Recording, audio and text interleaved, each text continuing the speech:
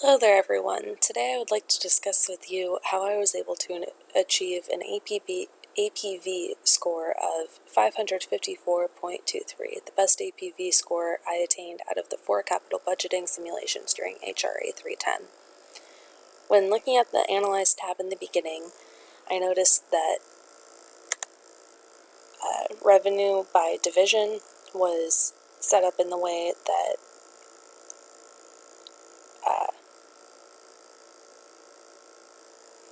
retail came first, and then production, and then licensing. But when you look at profit by division, licensing makes the most profit since they don't need any warehouses or anything else taking away from the profit.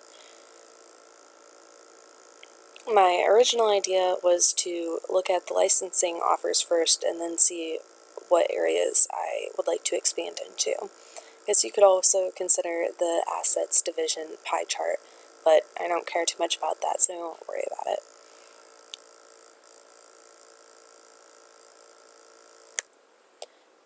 Above the pie chart, you can see that I started out in 2009 with a revenue forecast of 245.75 up here. I managed to assess the situations in order to inflate that number to 329.15 by the year of 2014. Operating income was forecasted at 22.6, and I was able to get it up to 34.82, and net income was expected to be 13.56 in 2009 and is 20.89 currently. On the right hand of the screen over here, you can see project updates. If you click the View All Updates link right here, it will show you in order by date which projects I chose to invest in.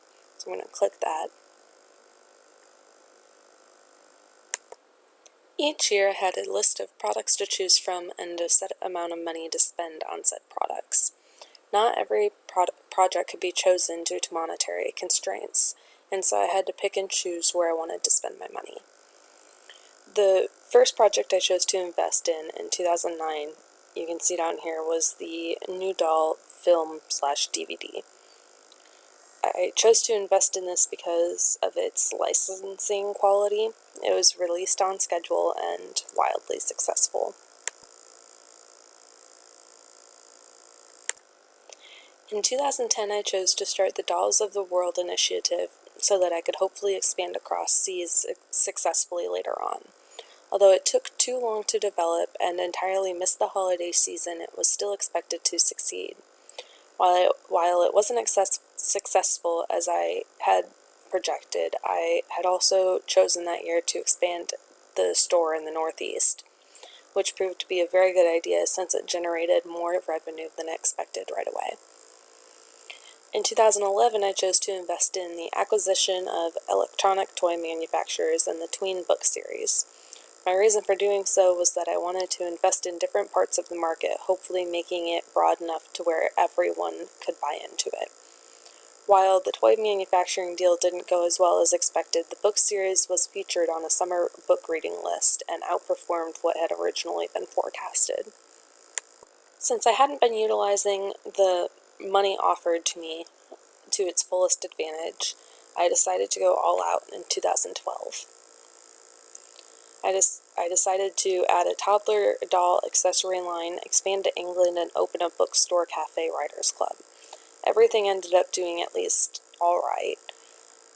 The accessory line was right on par with what we expected. Expanding to England was a phenomenal idea, with the Dolls of the World having been released successfully beforehand. While still successful, the bookstore and writing club was not accessible as we had imagined. 2013 was the year I was allotted the most amount of money, and I also went out with spending all of the money I was offered this year. In this year, I could almost pick every single option without going over, except for one. I ended up choosing between the final two least projected to perform options. Obviously, I chose the one that was projected to perform better in the long run. You can see that I chose to invest in the children's accessory